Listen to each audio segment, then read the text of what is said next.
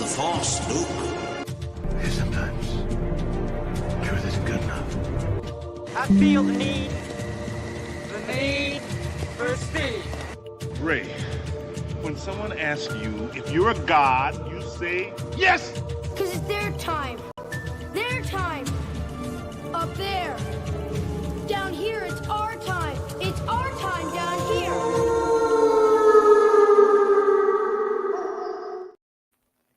Hey guys, what's going on? Welcome back to Winter Wolf's Den. Super stoked today for the Superstravaganza. But first, I'd be remiss in my duties as host if I didn't say happy birthday, FrostCast. This is episode 50, the big one. Actually, I don't even know if 50 is the big one. Maybe we're getting a little too trigger happy. Kingsley, get in here. Explain this to me. Should we even really be bothering celebrating 50? Shouldn't we be celebrating 100? Well, 52 would be a year straight. Yeah, 50's nothing. That's just a round number people get all geeked up on, I guess. And as you so gleefully pointed out, this is 51 anyway, because of episode 0, where we said, like, for 5 seconds, hey, we're going to do a podcast. Like the channel and subscribe, everybody. Thanks. And then that was it. There was no content to it. Well, technically, it's still episode 50 because we didn't really do anything. And that was a produced video. This one is an actual podcast version of what we do. Nice. Of course. So it's the big 50 today. But wait, why do I have commands on my screen? Oh, never mind. Call it off as a warning there. We're good. We got a lot to cover tonight. Kingsley has quite the slate of Superman-related stuff. Big movie coming out. Good evening, Pape. Welcome. And also hello to Derpy Entertainment, who has seen Superman. And we have some comments of his lined up. And we're going to be sharing those when we get to talking about the Superman 2025. Dude, we're just going to call it Superman 2025. Let's not call it James Gunn's Superman. Let's not call it DCU's Superman by James Gunn. Let James Gunn presents DCU. It's just Superman 2025. Okay, that's just for simplicity. Okay, but we got a lot we want to talk about on Superman. Kingsley's a big fan. He's got the knowledge laid out. We got some trivia we're gonna do. It's gonna make me look like a jackass, but I'm here for it. And it's gonna be like a little bit of a trip down memory lane as I envision it, because there's a lot to talk about. Is the character still relevant? Does the design need a change? What's up with underpants on the outside in a world that doesn't need to have 2 to 3 different colored cheap inks? Guardians of Superman. Exactly. I called it Superman of the Galaxy when Kingsley and I were planning this out last night. Exactly. The crappy titles write themselves. But we're going to get to all that. And then I think on the side, we have a couple of other smaller topics we want to get to. I've been on a little bit of a sci-fi reading kick lately. It was kind of kicked off. I had an old copy of Jurassic Park, of all things. And I thought, let me read that before this movie comes out. So I was in the middle of that. But then, like I do, I got bored and broke out Michael Crichton's Sphere. I might remember that crappy movie that had what's his face was in your favorite viral movie there with the virus outbreak. Dustin Hoffman, Sharon Stone, I believe, who played Sabretooth in the X-Men universe. That dude was in it. He was the young guy. Can't remember his name. Good-looking dude. The guy who plays Ray Donovan. Yes, the guy who plays Ray. Leaf Schreiber. That's it. In a minute. Got it. So I read that, and then of course we saw the trailers for Project Hail Mary, which took me completely off guard. So I went out and bought Andy Weir's new book and read the whole effing thing in like 18 hours. It's that good. You need to read that. That's my book spot of the day. You got an Audible credit, Kingsley. You're gonna want to pick that up and read that ASAP. It's that good, in my opinion. As I said with Audible right now and audiobooks, I don't want to have influence going through my head while I'm trying to finish up the last few chapters of my first book. So, they're 12 light years from Earth. There's no crossover potential here. It ain't that type of story. So, I was watching a show called SEAL Team, and it influenced my story. So I'm just saying, because you got military people doing military shit. This isn't that. This movie has none of that, surprisingly, because the book is none of that. That ain't the type of story they're telling. It is very The Martian, I'll say that, but he wisely changes up the script about, I got to figure out how I got to grow my own food, and I got to figure out how I got to coordinate back with NASA. It's a very different story, but the guy knows his science. Now, I can't fact check every little bit of data, but it's very much that kind of book again, where he lays out, the probability of this, the atomic weight of this. If I have this amount of carbon, I can do, like, there's a lot of that stuff, which is interesting. Yeah. Which is interesting in short drips and drabs, which the book gives you. So That's my Project Hail Mary pitch. I can't wait until that movie comes out. I hope Ryan Gosling and company do it justice. This is really fun. It was a good read. I don't usually bang books out in a day and a half. I like to save them a little bit. Couldn't put this one down. That's as much as I can speak on that. But dude, let's talk Superstravaganza, right? That's right. Superman. Tell me about Superman. Today is our salute to Superman. That's right, everybody. It's the alien that we all love, or Clark and his dog, if you want to call it that. Superman started in 1938 when he first showed up in Action Comics. Mm-hmm. Do you know who there was a title before Superman that was called The Superman? And guess who the main character looked like that is now in the Superman comic books? Oh, good. No idea. No Lex clue. Luthor. Get out. Yep. All right. The character actually looks like what Lex Luthor looks like today in the comic books. Nice. It's wild to me that we're coming up on like 100 years of this character, because you know what that means. It's like the public domain stuff is like imminent now. Yeah. You know? For certain, for the classic elements, everything they've changed also has its own period of public element, public domain defense. But the classic elements, the blue and the red, probably public domain. The curly Q in the hair, probably public domain. Kryptonite, probably that. It's wild, man. We could actually do something with that. We should look into that. Yeah, kind of like those movies, Pooh and Blood and Honey. Yeah, Winnie the Pooh got one. Tigger got one. Yeah, Popeye the Sailor Man. I saw there's an evil Mickey one on that slate too. Coming out from the Steamboat Willie. Yep. Mm-hmm. That's weird. We already have evil Superman though. It's the least popular in my opinion. One of the least popular iterations of Superman ever, because I don't like that take on the character at all. It's not what it's supposed to be. I don't like that. I don't like that at all. So Superman made its first debut on any screen in the 60s with a TV show played by Kirk Allen? No, it was something Reeve. You're thinking of George, but there was a show before that. George Reeves. There was one before that? Have the Oracle Google Kirk Allen, Alyn. An old black and white Superman before the George Reeves show, which was The Adventures of Superman. That's kicking it way back to like 1948-ish, I think. It's old. It's so old, it wasn't on Nick at Night ever, from how I recall it. But everybody, I think it's like the James Bond situation. I mean, most people, I think, remember George Reeves as the first Superman on screen. Definitely the old black and white, The Adventures of Superman, where it does the comes to Earth with powers and abilities far beyond those immortal, and it's Superman. Like that whole the read in. That's from that, the class. Faster than a speeding locomotive. Right. Faster than a speeding bullet. More powerful than a locomotive. Can able to leap tall buildings in a single bound. Yep. It's a bird. It's a plane.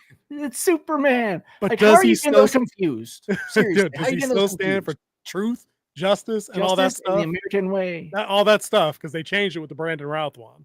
And then they made it in A Better Tomorrow, which that's stupid and that's going away. And they don't say it in this movie either. But dude, how could you screw up a bird and a plane and a dude?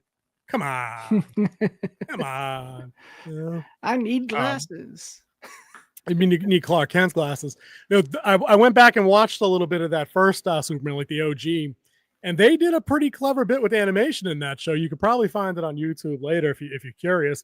For the flying sequences, they have the actor jump, and then they cut to straight up hand-drawn animation that draws him in the flying motion over like whatever terrain is being utilized, whether it's like a cityscape or a mountain or whatever. And then as the cartoon image drops into like landing pose, they have the cut of the actor dropping back down from his jump. It was pretty seamless. It was pretty good. It was pretty good for 1949 or 8 or whenever it was. I was like, oh, it's pretty slick. Because I think most of when George Reeves showed up, they finally got around, I think, to the wire stuff and a little bit more advanced camera work, where he gives you the two fists to the camera thing and kind of just shifts around like the classic. That's kind of like how they did the arrow from Robin Hood, Prince of Thieves. Yeah. Right, arrow eye view. Exactly. Yeah, but it was actually, although this would be reversed, arrow was like the size of a Cadillac with the camera on top of it.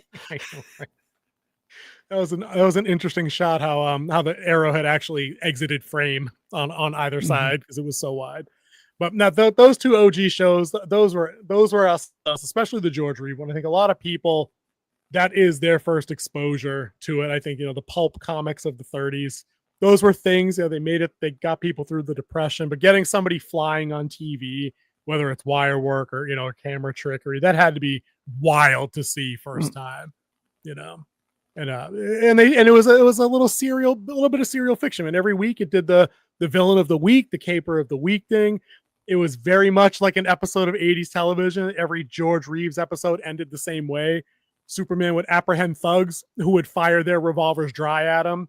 He would look bored and roll his eyes and cross his chest, and then they throw the gun at him, and then he'd fucking duck. And I'm like, y'all should have worked on that in like post-production or something. The bullets didn't hurt, but dude had to duck that gun though, which makes sense, because if you threw a Smith and Wesson at a human being, it might hurt him. Just saying. But that was the ending. Every episode ever. It didn't matter what the caper was. That was always the ending. Wild, man. You never take me alive, Copper. Right. Dude, it's always 6 shots. I'm telling you, George Reeve, when he died, I think he died at like 47, right? Age 47. Mm-hmm. People aged hard back then, dude, because I'm like, we're about the same age. I don't think I look as rough as George Reeve died as he did on that show. But I guess that's what drinking and smoking, every day since you were 13 would do to you. It was the 40s. It was the 30s. That's when he started. Yeah, that's back when doctors recommended cigarettes. Right, when they were standard issue in the Army and the Marine Corps and shit like that, for sure. But do you know anything about the backstory of his death besides that it was ruled a suicide? ... They did a movie on it, and they did. I believe Ben Affleck played him. Yep. And because Ben Affleck's actually related to him, like a distant cousin. Yes, I came across that. He kind of has the same type of features and everything. And the Oracle says he was only 45. I say, oucharoo. Yeah. My man looked like he was 65. But anyway. He did. Yeah, he was rough looking. That movie is wild because it takes a bunch of some of the suppositions from the real life occurrence of how he passed, some of the secrecy behind it, whether or not it might have been a mob hit ordered by a Hollywood studio producer who Reeve may or may not have been having an affair with his wife, like that. There's a lot of wild stuff went into that. The shooting allegedly happened at a party where Reeve was upstairs in his room, but they found the body butt naked with 3 bullets expended. And allegedly the girlfriend at the time was witnesses state she had come downstairs being like, tell them I was down here the whole time, like that kind of thing. Yeah. So it's kind of one of those, it's like Bruce Lee mystery. Like we know, we think we know what happened, but there's this mystique around it a little bit. And I'd forgotten about that until we were prepping up for the show. I thought it was a wild little rabbit. It was a mini rabbit hole. I wasn't there too long. But I was like, that was some crazy shit. Some craziness. So the first time he was on the silver screen was 1978. Christopher Reeve in Superman the movie. Awesome. Donner's a genius. Now, I got a controversial take for you here, right? Controversial. I'm a Cavill guy. We know that. We know this. Christopher Reeve is Superman. Period. I'll say it. I'll say it. And I say that because I feel like Cavill only got one good crack at it. And it was a mid crack at best, as much as I like the look of him playing the character. But Christopher Reeve in the first 2 Superman movies, perfect. Even the third one was good. It was the fourth one that really started the franchise. Oh my God, dude, the Quest for Peace. Dude, when we get around to that playlist on the channel, like what was it called? Franchise Killers. Like when we get there, that's the inaugural episode. Bruce Lee. I meant Bruce Lee for sure. I was thinking Bruce with the triad, possible triad hit. Where it was a prop gun that had real bullets in it. Right. It was a whole big conspiracy with triads from Hong Kong and all that nonsense. That's what I was thinking. Reeve on the screen though looks like Clark Kent because he can do Christopher Reeve, good looking dude, right? 6 whatever, built, not flashy gym muscles, just fit. Decent actor, but knew when and where to play the role that he was assigned. Like he's not going to win any awards or anything like that for like dramatic acting. But like, there's that one scene in Superman where he's in Lois's apartment and he's gonna tell her that he's Superman, right? And he goes in as Clark and he's down here. And as she leaves the room and he makes his decision, he takes the glasses off, and then he's 6'3" in a span of a minute. And it's that kind of transition that always makes him the best Superman, because he's both people. Henry Cavill's always fucking Superman. It don't matter what he's doing. You know what I mean? Like, he can't. We all know the real life version of him is like Den of Geeks stuff. You know what I mean? Like, he's gaming, he's playing Warhammer. But my almost man missed his audition for Superman because he had a raid. But my man's stacked, no matter what he does. I mean, that's just how that is. You could overlook Christopher Reeve in a public situation. You know what I mean? You lost your green screen. But Henry Cavill's just that guy. Henry Cavill's Henry Cavill, but Reeve is it. I don't remember much from that third movie. I remember Richard Pryor and remember thinking this is more his movie, like they were showing him off, like the comedic touches that the master comedian Richard Pryor could bring. But Quest for Peace was it Nuclear Man or Atomic Man or whatever the fuck that was? Yeah, I think it was Atomic Man, made from one hair of Superman and all the nuclear weapons in the world that was thrown into the sun. No, and that was world peace. Like, he solved the world's problem in 1 second and moved on. Paige says the first film was good. The second film was great. Reeve was the best. He played each character as a separate. Dude, exactly. That's what I'm saying. And they're noticeably, authentically different. You know. So this is how bad Quest for Peace was. So the first movie came out in 1978, and then it was 3 years before Superman 2 came out, which had Zod. Yep. Then it was a 2-year hiatus before Superman 3 came out, which had Richard Pryor. Yep. And then it was a 4-year stint before Quest for Peace came out in 1987. Then it was 19 years before Superman had another solo movie, and that's the Brandon Roth movie, who is from Cedar Rapids, Iowa. When I went to go see the movie, I went to see it in Cedar Rapids, Iowa with my brother and my sister-in-law. Get out of here. And we went with two of their friends, and they said that they went to high school with him. Like, he was a senior when they started their freshman year.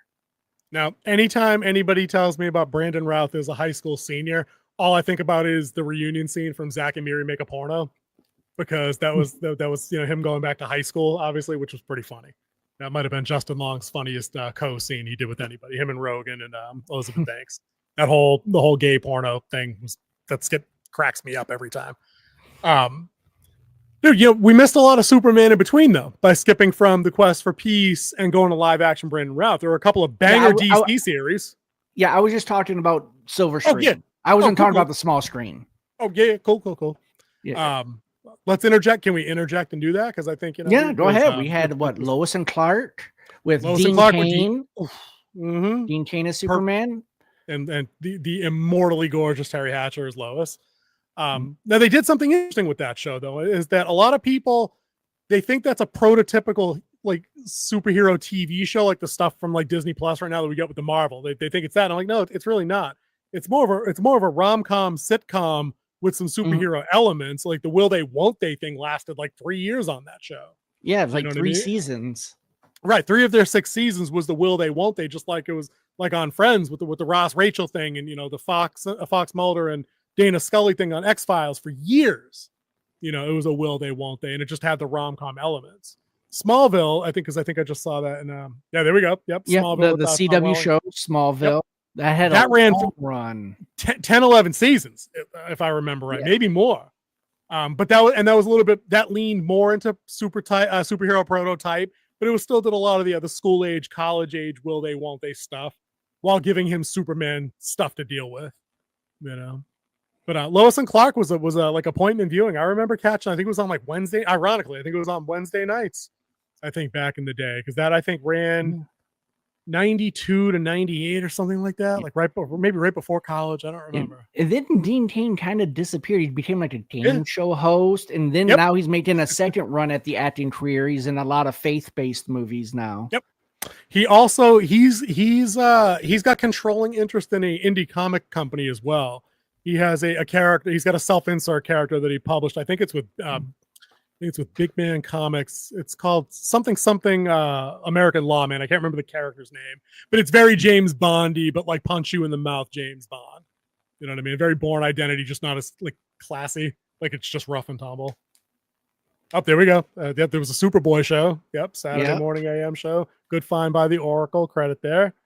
I don't think I ever caught that one, but in researching for the show to like familiarize to get back on speed, I saw the that. one thing we never got, which they always teased, was the Batman animated series was the Superman animated series. They never did it. They talked about it, but they didn't want to copy the look and feel of the Batman animated series and put it in the Superman. So they kind of just let it die out. Just like the studio that did the Arkham series on for Xbox, the video game. Is it Rocksteady? Yeah, they've been hinting at a Superman. Oh, for years. Yeah, dude, I actually wanted to bring that up. They had test footage of gameplay, and they were going to make it an open world Superman game, just like they tried to do with the was it the last one, Arkham World or Arkham City? I think it was Arkham Asylum, then it was Arkham City, then it was some other crap. Arkham Originals, and then it was Arkham something. Arkham Knight. Arkham Knight. Yeah. Yep. The Superman games. I had. Oh, damn it! There was something I was going to say before that. Oh, the series. You know why he never got his own show? Not just that they didn't want to copy the style. It's because he was always the focal point of like the Justice League animation stuff. They did Justice League Unlimited. They did Justice. I think they did DC's Justice League. He was always a central character there. And again, I don't know that Superman carries his own show. Maybe he does. I mean, the old show did. In a cartoon, you definitely could, because you don't have to hit mature themes or teen themes. You just give the punch the bank robber in the face thing, catch the plane, and call it a day. But the game I wanted to mention, because I want to see if you go back to this. You remember? I don't even remember if it was released. There was a Superman 64 game plan for N64 years ago, and I believe it came out, and it was so bad that I think it got buried like E.T. Atari style. Like that's how craptastic that game was. Which was such a shame, because if you fast forward like 20 years, Superman then could have been like that Spider-Man game on PS4 and 5, open world, like you said, flying through Metropolis. You pick up different missions or do random events, save this person here with the main storyline going on somewhere else. Oh, that could have been great. I'm surprised we don't get a game like that now, because it seems like it writes itself in terms of what kind of varied gameplay you can do. You know, that's too bad. I missed that one by Pape. I'm going to put him back up there. Speaking of the animated movies, there are now a bunch of DC animated films on YouTube free with ads. Oh, interesting. I think both they're of us also have on Max as well, and that's where I've watched them. Like Justice League Doom. They have the Justice League movie. We just watched Superman Red Sun. I want to go back and watch the Justice League Dark. I think that's right up my alley. I do have that on my watch list for when I get a quiet afternoon. That's one with Constantine, right, on it? Yeah, he's on the team. Think so. And Swamp Thing, I think, is part of the Dark. Yeah, Red Sun, which we did a review. It's up on the channel. Y'all should go check it out in honor of Superman launching tomorrow. Some people already had some early reviews. Let's go ahead and get Darpy's stuff up there real quick. Pull him back up. Sorry we were late in getting to that. Hopefully he's still in the chat. Go ahead, read him out, dude. I'm going to grab a drink. James Gunn's managed to cook up DC movies with both Marvel and DC fans have been waiting for since the first Iron Man back in 2008. It felt like Saturday cartoons come to life. It's more than fantastic. Was that an intentional word choice? Yeah. Anybody? The super fantastic David Cornsweet is Superman. Mm-hmm. Looks the part. He's not as built out as Cavill, but he looks like Superman to me.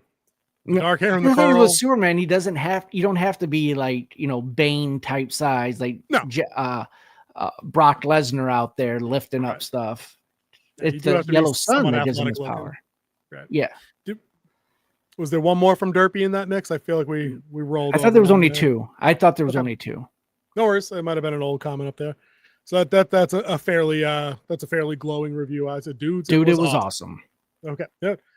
I'll tell you right now. I'm super excited to see it. I'm not going to lie.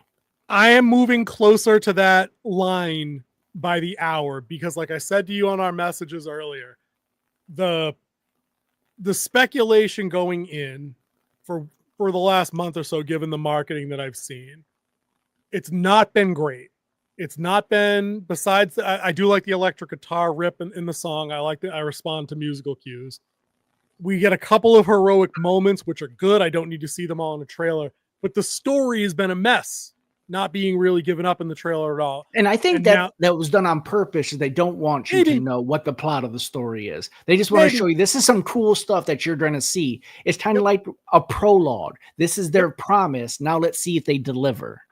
And I'm glad you said it that way too, because I think a lot of what I hope they deliver has not been reflected in either the marketing that we just mentioned or in commentary by the cast, crew, directors, etc. The movie is largely gone. I'm just going to call it scandal free. That might not be a fair way to put it, but the movie doesn't have like a central Rachel Zegler out there being like, well, we're going to do some things different, Kingsley. We know you like the Superman from when you were a kid that's 100 years old, that's been carried generations, by adoring fans around the world, but it's problematic. So what we're going to actually do is we're going to do our version for a modern audience. And I know that's cliche, but I have to say it. And I don't think they did. I think they threw it back to the old school. That's why the underpants are on the outside, right? Because he said sometimes you have to look like an idiot so you can appeal to the people who feel left behind. Right. The people who think they can't do it. And like if they're like, well, Superman can look like an idiot, I can go out there and do this too. I can confirm for Pape that the bowl cut is definitely in live action. It's in like both of the trailers. You can't miss it. Yeah, you can't miss. It's unmissable on Fillion. But I'm excited to see Fillion pull off Guy Gardner Green Lantern. I'm excited for him too because I think he's one of these guys that I think in press recently they like media elements have tried to entrap him and entrap people like Gunn into saying things about the movie that could be used in a divisive way online and reaction content, review content. They have Gunn and Gunn's brother Sean saying things like, it's an immigrant story, and if you don't like immigrants, then like you're not American. I'm like, at face value, that would annoy me. But then you read the entire, you watch the entire cut of things, then like things are taken out of context. Or like, they asked the same thing about Fillion. A lot of MAGA people are upset because it's a political story about immigrants. And he's like, guys, relax. It's just a movie. And you can see it on his face. He's like, I'm just here to promote. It's red carpet. I'm just here to promote the fucking movie, dude. Can you not ask me gotcha soundbite questions? Anyways, That was a long-winded way of me getting there. What I wanted to say is that we saw all that stuff and all the channels that I liked to cover that had their requisite negative interpretations of this thing. And they're like, here we go. Buckle up. But then the reviews start to trickle in, and some of these sites have seen it, and none of them are calling it bad that I've seen. A lot of people are calling it mid, which is fine. It's subjective, but a lot of them are saying it's pretty good. And that to me is like, okay, move me into optimism. The Rotten Score Tomatoes came out today. Critics have certified it fresh at 95%, and audiences have it, which are the influence audiences, because most standard audience haven't seen it and had a chance to review it yet. But it's at 92 audience review. So for fun, let's get a live look at that right now if we could from the Oracle. That'd be hilarious. Can we get that? And then do critics or certified critics, whatever it is, and then certified audience. Like you got to hit the selector to move over to both of those, because that I feel gives the most accurate take. Dude, I'm squarely in cautiously optimistic, because the worst things I've heard about the movie are that some of gun-isms don't land. And I'm like, okay, not every joke lands. What do you want me? Like, okay, that's gonna happen. When you're playing every comedy, game, there's always a joke that doesn't land. It's a numbers game, and unless it's every other effing line, especially the parts, because they cut this into the trailer. Like when he crash lands, in Alaska or wherever, the North Pole, and he's calling for crypto. We saw two different versions of the commercial. We saw the short one where he's beat and he just holds his cape and it's like, crypto, take me home. And you're like, oh shit, this is some serious business. But then in the longer cut, crypto licks his face and it's played for yucks. And I'm like, you get away with one of those with me, maybe two in a 2.5 hour movie. But every other thing can't be Guardians of the Galaxy. You know what I mean? Because then you need the world's biggest emotional payoff. Dude, look at that. That slaps still pretty hard. That is slapping pretty hard. You know what? I am okay. Ooh, you know what? I'm still okay with that, because the audience will always be the barometer for stuff I will enjoy over critics. So if top critics don't like it, it probably means it didn't lean into the kind of politics they wanted it to. Or it's not winning an Oscar. Or it's not, and you know what? I'm not going to Superman to win an Oscar. I need him to save the little girl from the explosion. I need him to scoop the little kid up with the flag and get him out of a war zone and call it a fucking day. That's all I need. Can't just stop a car or a train or whatever. Do that, and we're good. That's Superman. That's what I need. You know. Let me ask you this though about it, because I think you've had this concern before, and I kind of want your take on this. We've seen 3 trailers on this movie now, right? 2, 3. Yeah, I think I've watched 2 things. of them. I don't think I've watched the third one, because usually the third one adds way too much context, and I just didn't want to have that. See, that's what now I'm skeptical of if there actually was 3, because I feel like I've caught up with all the media on this movie, and I still don't know what the main story is, other than Lex Luthor doesn't like Superman. But what I wanted to ask you was, based on what you've seen, does this look like character and B plot overload to you, based on what you've seen? Well, it is the movie to launch a universe, which we just seem to be said. We can compare that to Iron Man 2008, or was it 2004 when that Iron Man came out? I think it was 2008. 8. Yeah, definitely. Iron Man 2008. So that was a movie that launched the MCU. So this has that same type of weight, even though that didn't know it was going to do that. Yeah, no guarantees. Planned, but there's no guarantees. On this one, it was actually planned that this is going to be the launching point for the MCU or the DCU. So there's a lot of weight on it. So he does have to bring in some of the bigger elements. And I mean, all we've seen so far is we've seen Lex and a couple of his bad guys. We've seen the bots. We've seen Crypto. We have Guy Gardner, Green Lantern. We have Hawkgirl, and we've seen Mr. Terrific. Do that same thing with Iron Man 2008 now. You have Iron Man. And there's my concern. Oh, and technically, you do have War Machine. Right. Hey, he wasn't War Machine yet. He was still just But Rhodey. the name is still there. Yeah. We all know it's associated with Rhodey. Fair. Leave Pape up there for a minute, because I want to get to that. I get that this is a planned launch pad, but I'm not willing to give them a blank check on abusing my attention span. They can put in some stuff as background, and I'm cool with that. But if you're gonna do the Lantern Corps and Hawkgirl and Crypto and whatever collection of villains, they all have to count. They either have to count for something big, or they have to get out really quick, like get out of the way fast. Like maybe, and Guy Gardner looks like he's central to the plot, kind of. Like that's just my interpretation of what I've seen. But like the Hawkgirl part, like maybe that's in the first 5 minutes of the movie, and then she's gone. You know what I mean? I'm down with that. Like have people come in and go, so we know the world is big, and we're not starting with Iron Man. You know what I mean? Yeah.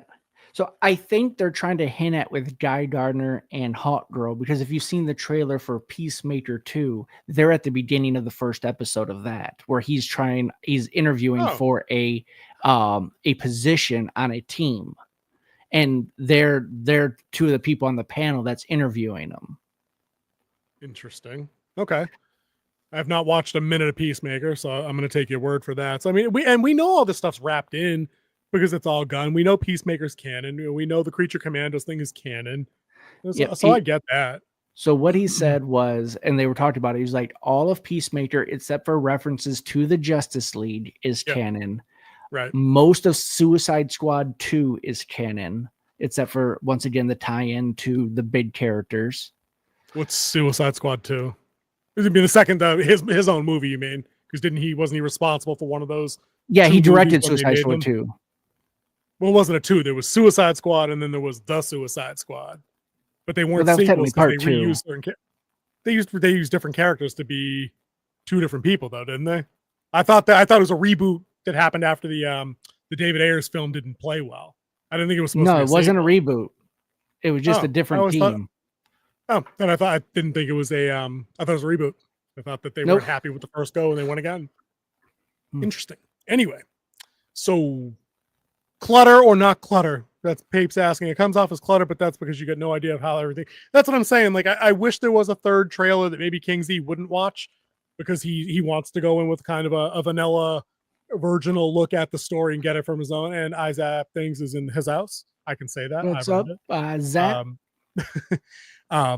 I want a little bit more. I like to have I like to headcanonize and theorize what plots are going to be before I get there, and then I can be right or wrong. I like going blind. Like going in blind. Famous last word here. Just put this blindfold on real quick. Oh, you smoke? There you go. Have one. We'll light up. Well, smoke them if you got them, fellas. Well, see, if I go in blind, like if I see the trailer and I'm like, okay, this looks pretty interesting, I'm going to go in blind. I'm going to watch it for what it is. I'm not going to have predetermined judgment or expectation bars that it has to meet. This way I can go in, enjoy the movie, even if it's not the greatest movie that I wanted it to be. I just still go in and enjoy the movie. That probably goes a long way. And at least if it's not the movie that you envisioned, you can still enjoy it. Like you said, straight up. I made that mistake with Dark Knight Rises 10 years ago. I have two instances. World War Z. I went in there with high expectations and I was shot down. And number two was Ready Player One. Dude, here we go. That just injured me. Like I was wounded. Like I was like, let's go. Which we have a review on, guys. Which does a review. And I still haven't done my rebuttal. I should do my rebuttal because you were way too kind to that movie. Way too kind. You know what it was? Didn't read the book. I didn't have the frame of reference. It's exactly what you're talking about right now because I had nothing to compare it to, and I didn't have to fill in any holes on my own. But I thought I was fairly harsh on that movie down the stretch when I criticized some of the world building. So there's that. But I made that mistake savagely with Dark Knight Rises because I love the Dark Knight so much back then. Yeah, that one kind of hurt too. Oh my watch it a second time. I loosened it up and went back and I just watched it as a movie. And yes, it has a lot of dry parts that just didn't make sense. Dude, it's got. But watching him make his comeback was pretty cool. But see, they never let him really use it. Like when he, I can't go on the sidetrack Batman on a Superman night, but like when they got him working out with like the bionic knee brace and shit, and he's kicking cement pillars down, I'm thinking he's gonna drop the ass kicking of a lifetime on Bane. Nah, Catwoman runs him over with the motorcycle. That's it. You know, and I'm like, well, I mean, he was going toe for toe with Bane, and then Bane. No, but he should have ruined him, dude. He should have ruined him with the cool rehab gear. He should have had a mech suit. He should have had it. And the ending, dude, the ending. How does I put this mask on? Dude, how does Batman survive the neutron bomb? Come on, let him die. Let him die. He jumped out early. Gearing up to that. You can't jump out early and put that. I know they fixed the autopilot. It's just stupid. Where'd he swim to? How'd he get back? That doesn't matter. Batman can't swim 15 miles in full gear. Another thing is that could have just been his wishful thinking. I know. No. That's why they left it vague like that. No, I think he was alive because that's why if he wasn't alive, you wouldn't have given him the salute and then walk away from the table. You'd look like a crazy person. I think he was alive, and I'm just annoyed that like they rug pulled my grim dark out of Batman in that one. But anyway, Superman saved by Robin. Listen, if JGL was in the boat, maybe, but he wasn't even Robin until the end of the movie when he bequeathed him the cave. Yeah. Was he going to take a police boat out there? He didn't know. They were like, neutron bomb. I ain't going out there. But who drives a neutron bomb around downtown Gotham? Come on, Bane. Fucking, let's drive the unstable. My name is Bane. That's my name. I'm coming for you, Bruce Wayne. What'd you think of the scene where the football field collapses, though? Because that was billed as like big time spectacle back in the day. Did you like that? Did you think it looked like dog shit? I thought it was pretty fun, especially watching the dog make the kick return. It was Hines Ward. Was Hines Ward. Yeah. Hines Ward, yep. He's like, oh shit. Fuck. And then he quarterback that never was. Yep. True. Used to hate when the Pats played him. Used to run all over us from year to year occasionally.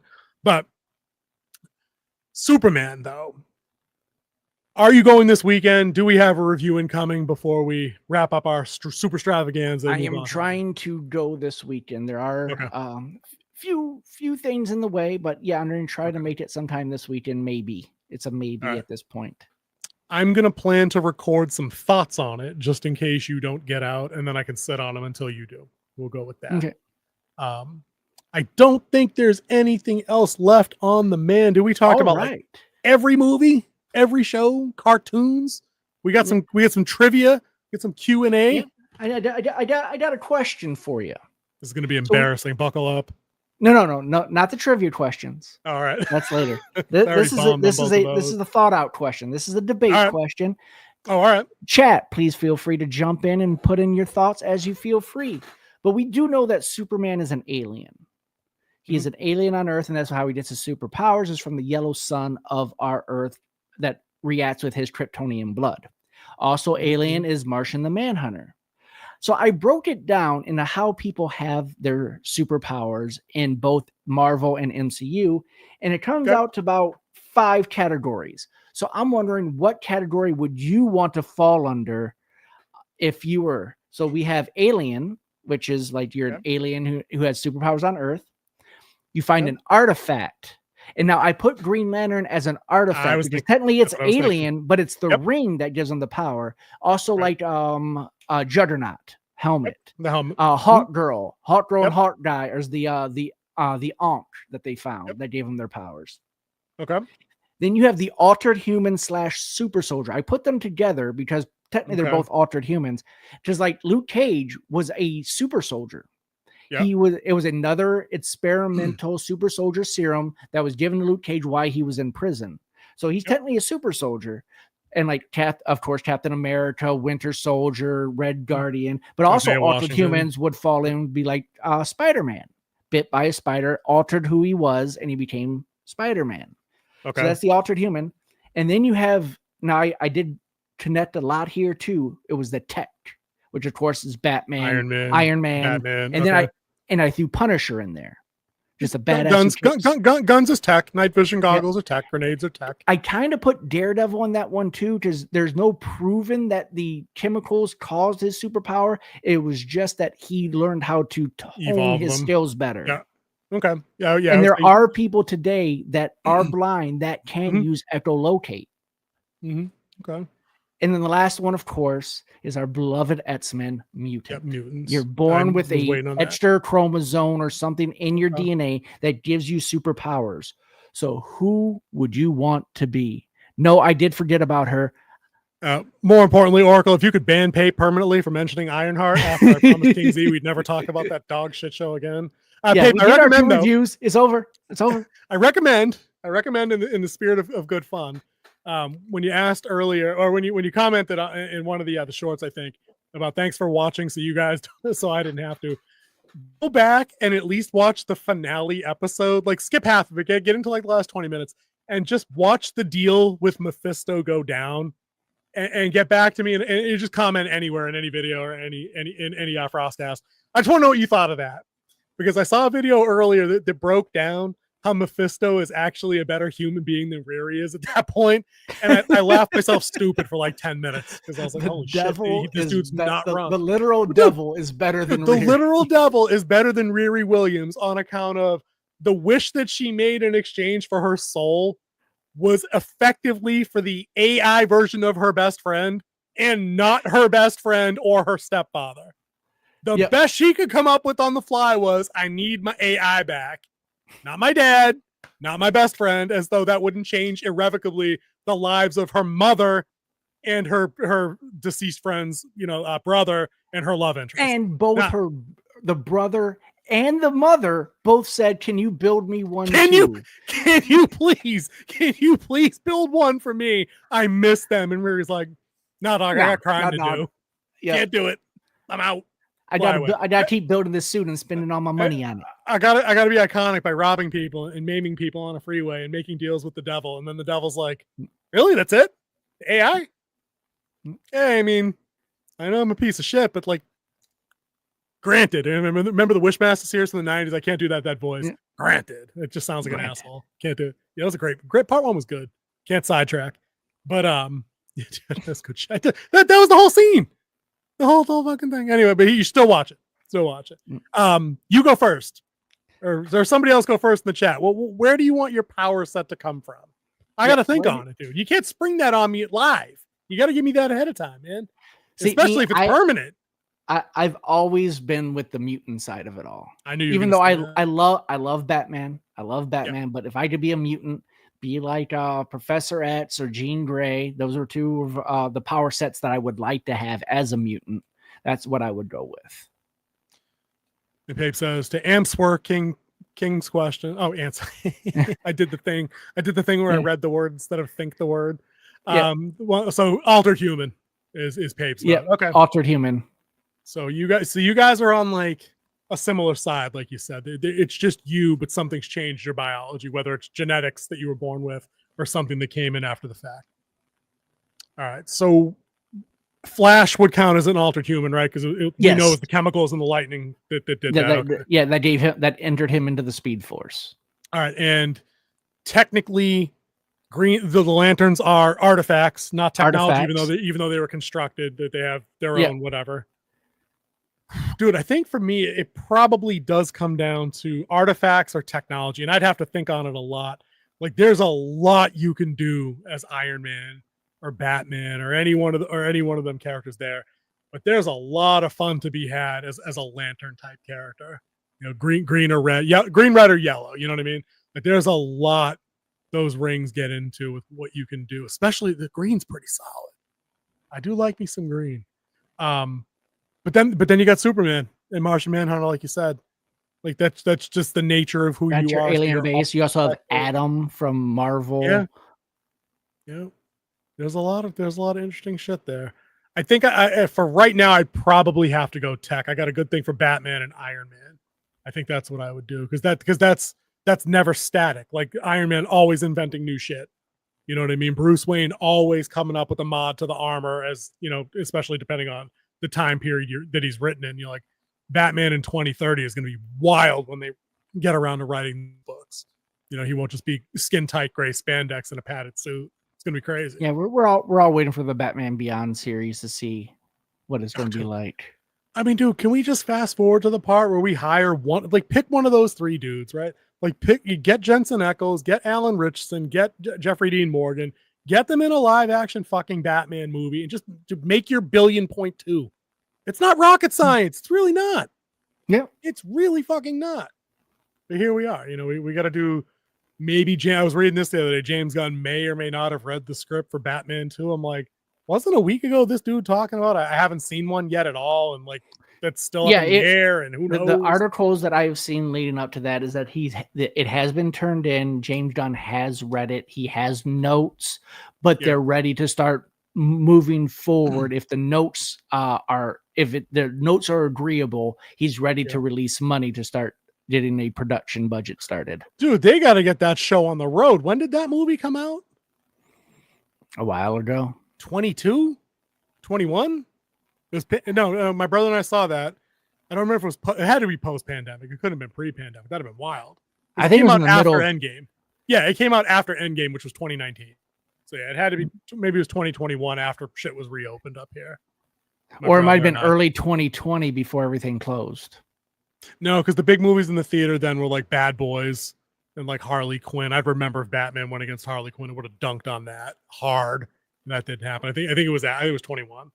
But yeah, has the ship sailed on this version of Batman? And like, why would Gunn approve it if it wasn't going to be, you know, congruent with the DCU? Like, he doesn't want his own Batman in the same Guardians of the Galaxy tone. Because I'll tell you this right now, if they give Reeves another go with the Batman 2 and the tone of his Batman changes into Guardians of the Galaxy Batman, it's going to dumpster like Joker 2. Like, that's not the Batman I signed up for.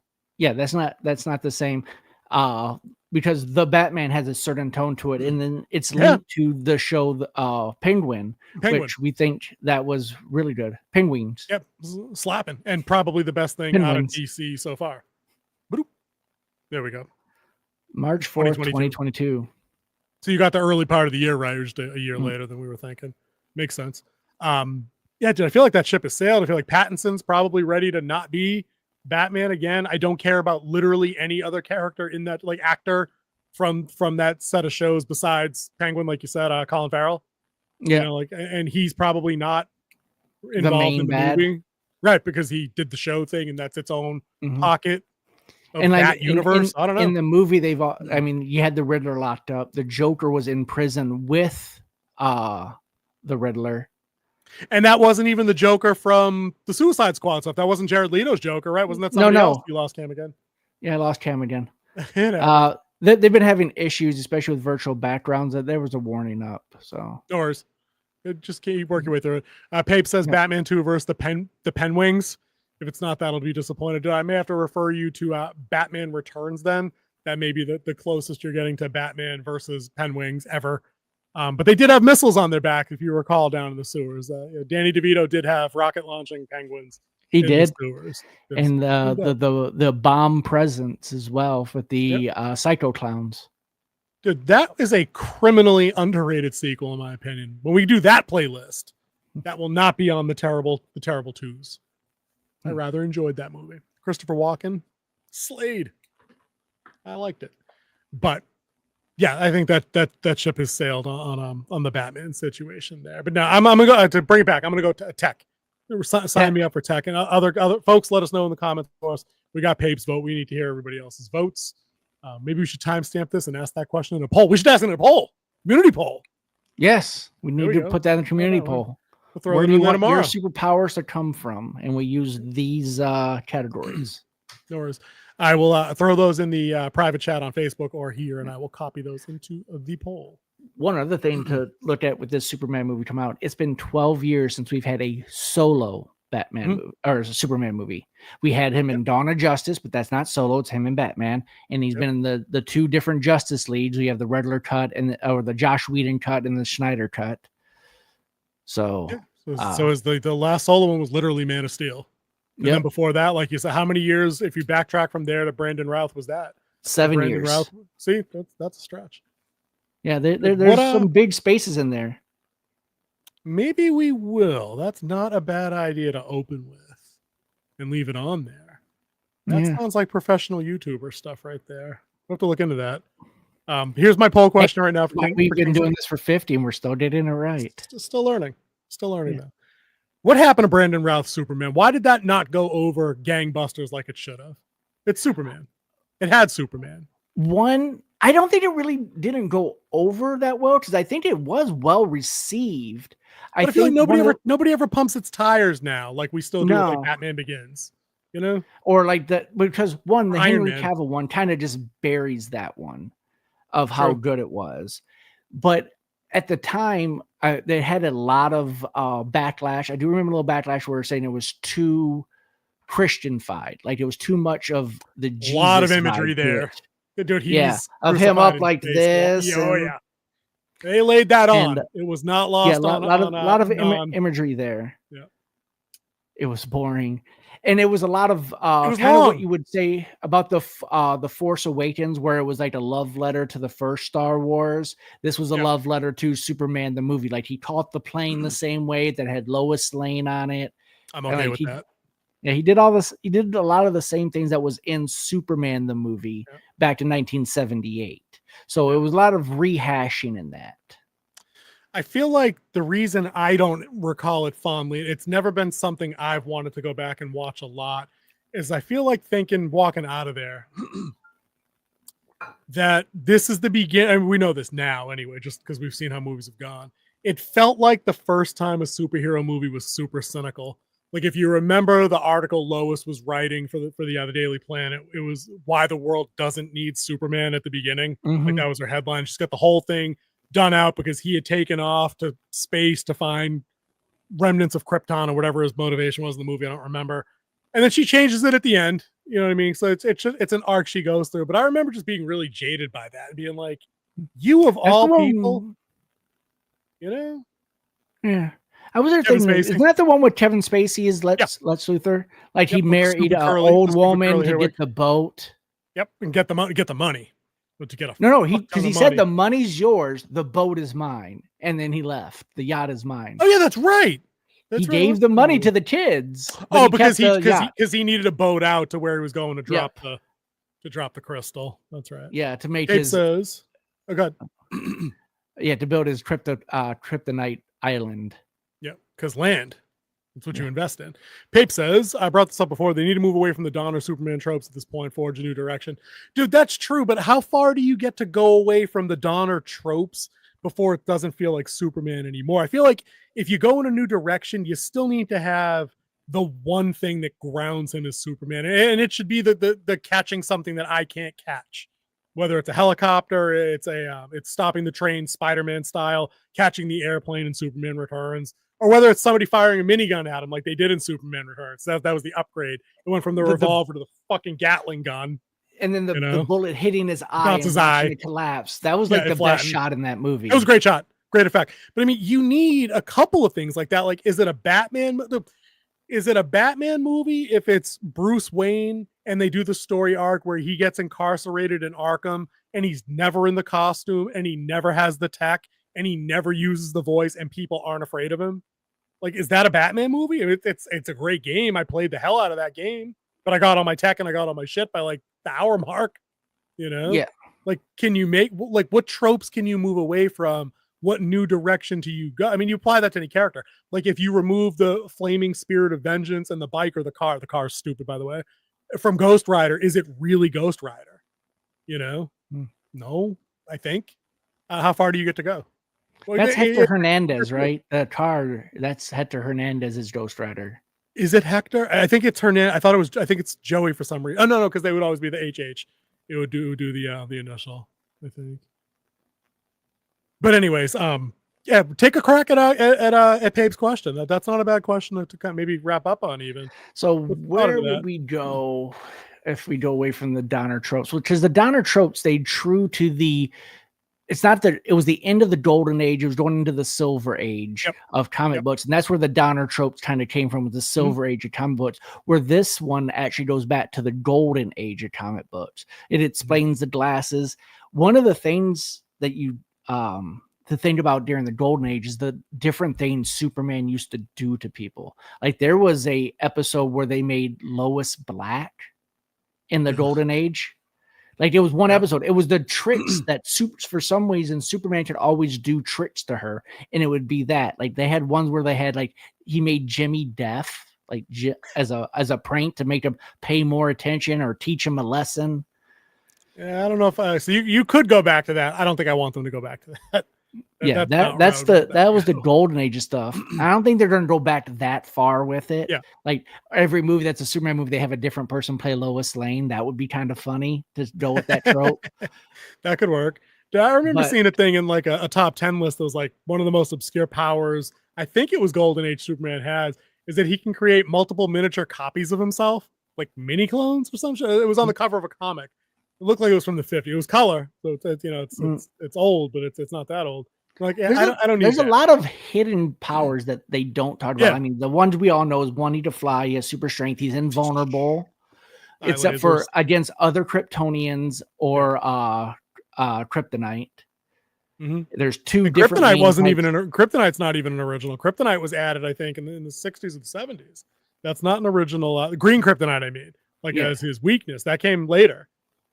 If I remember, it was in the Golden Age because they had different colors. Yeah, the different colors. I remember they had different colors, but I didn't think that. I thought that was something that they loaded in later after his creation as a way to restrain the power creep. Like, it's the first example of like power creep, is that they were working against them. We have to go back and look at that. Yeah, because they have the two main colors, and I think there's a couple other ones, but like red and green are the two main colors of kryptonite. Green the most common, and then red does the weird stuff to them. Interesting. And then like the red sun takes his powers away. It makes him normal. Like, it returns him to what he would have been on his planet, right? Yeah. Excuse me, from the tropes, visual, music, crystal design. He just couldn't manage the expectations of the DCEU. Yeah, but I think they still did use the crystals, or was it a memory thing where he talked to his dad? It was the memory thing. Russell Crowe dad. He actually got on the ship because he flew up to where the ship was, and that was more nanotech, meshy, Etch-a-Sketch looking. Like, they definitely moved away from crystals, like Christopher Reeve and like the classic look, which clearly they've gone back to with this Superman 25 movie we're about to see. Yeah, because it looks more classic Fortress of Solitude than it. So, do you know where else? That Fortress of Solitude's in the North Pole. Do you know where else he has a Fortress of Solitude in the world? Oh, no. I thought that was the only one. I had no idea. No, he has a second one. Themyscira? Does he have one on the island with the Amazons? No. Interesting. I don't know. Is it in Moscow? No, it is not. Watch our Red Sun video.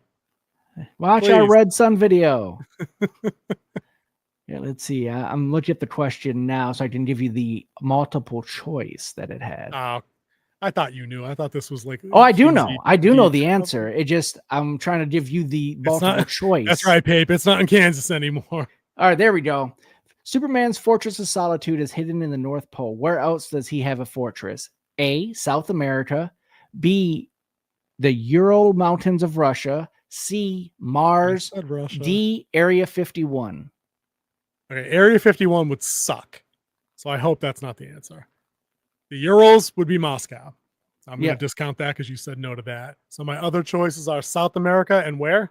Mars.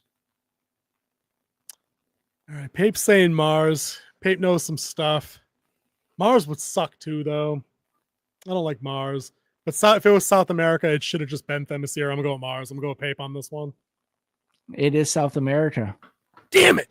Pape, you screwed me. That's twice. That's twice today. Damn it. What are you going to do? Dude, South there, that's nice. He's got the cold weather for the skiing. He's got the warm weather for the beaches. I'm not saying he's wrong. It's not a bad bit of diversification there, in terms of vacation location. Yeah. And Not we do bad. know that Krypto made it into this movie. So which super animal did not travel from Krypton to Earth? Beepo, the super monkey, Comet, God. the super horse, Krypto, the super dog, or super dragon with no name? Okay, I want a super dragon more than anything now that you've said that out loud, but I'm sure they're not going to have that. I feel like Beepo the monkey is something that I've heard. I give up though. I'm not guessing on this one. Comet, the super horse. Did not make it from so that's a fake thing. That's not a real thing. Yeah, that did not make it. So within so the whoa, movie. whoa. So there's a super dragon situation that did make it. Yeah. Awesome. We need to find that. We need to find that because I need to see that shit. All right. I need a giant red and yellow dragon. Which form of kryptonite activates the pituitary gland for Kryptonians that give them a third eye in the back of their head for 48 hours? Got to be purple. Is it A, jewel, B, blue, C, a combination of red and green, or D, pink? Well, we know what pink is, and it's not that. I'm gonna go with C, the combination one. It is the combination of red and... I had a good feeling about that. It's the kind of logic that I can see writers of the time using. Like if they only had red and green, like if those are the big two, they're like, I don't know, we do some weird shit with it. It's just a mix of these two. And that the makes last, sense. the last question I'm going to ask. All right. and what would be talked about Superman if we don't talk about the Phantom Zone? Okay. Which hero spent more than 1,000 years standard in the Phantom Zone? Hal A, Jordan. Superman, B, Hercules, C, Mon-El, or D, Phantom Stranger? I wanted it to be Hal Jordan so bad because I was positive I had heard that somewhere. Oh, we got a vote from Pape. Mon-El. I don't even know who that is. I'll just back Pape on this one. It is Mon-El. It is Mon-El. So who's going to tell me who Mon-El is, to be fair? Lar Grand. Is who in relation to anything? He was one of the revolutionaries who tried to overthrow the El family. I got it. So he's one of Zod's crew, or before or after that in the lore. I don't know. Yeah. Legion Legend of of Super- Superheroes. I will do some homework on that because that sounds nifty. Because the zone is I was terrified of that from Superman 2. Like when they get them three standing in that circle ring that's kind of gyroscoping around them, and then they get trapped in the effing mirror. Like that mirror is pop culture iconography. Mhm. Everybody, it's been spoofed on Family Guy. Yeah. Everybody knows that. Like we all know that, right? Dude, that's kind of a dick punishment there. Like they apparently don't have the Fifth Amendment over there. They tried to put the Joker in the Phantom Zone. And you liked it? No, they That'd be they wild. never could get him in. Oh, I'd be like, and he flourished. That would be awesome. Batman's weapon broke that would have put him in the Phantom Zone. And then he realized it would have been an unjust punishment. Then he just Not arrested him and threw him in unjust. prison. Go in the zone. Just go in the zone. You suck. I mean, Reed Pape's, Richards has the his little private dimension prison too. So Yep. Oh, is that the negative zone? Wait, which one? Which one goes where? Marvel. Wait, which one's Superman? The Phantom Zone. yeah, Yes, yeah. Reed Richards is, I think, the negative zone. Yeah, same shit. And that was Pape saying that I think that was about Mon-El was poisoned by lead and put in the zone until they could cure him. Ouch. Yeah. Medical incarceration on that ass. You couldn't have put me in a cell in downtown Krypton somewhere, like a psych center. Seems like a dick move to me. But yeah, that was a obscure deep cut for me anyway. You guys knew a couple of them. Pape knew a couple of them. He screwed me on that South America one. But that's okay. I won't take it personal. I'll give you a softball one. All Who right, was let's wrap on a- Superman's let's wrap on a good girlfriend one. from his youth? Lana Lang. Lana Lane. Boom! All right, see, I know a couple of entry level ones. I do know me some entry level stuff, but you know, I do love the character. I've never disliked the character. I get the cheese ball about him. I do appreciate the cheese ball about him. So I'm looking forward to. I've moved over to cautiously hyped to go on Friday, definitely. So we'll record some thoughts on that, and hopefully, you guys, you and the Oracle catch up over the weekend with it, and we can have a little chatteroo and get that done. But thank you, everybody that popped by for FrostCast 50th episode. Pape, Derpy, Zap, we appreciate you guys. Big thank you. We love doing this, and we love having you guys by to chat. So please feel free to share us out, get more people in here. Everybody's welcome. You will be read out. You will be heard. So yes, thank you again. And I will kick it over to co-pilot Kingsley to say his thanks and get us the F out of Dodge because it's running late. All right. Hit my music.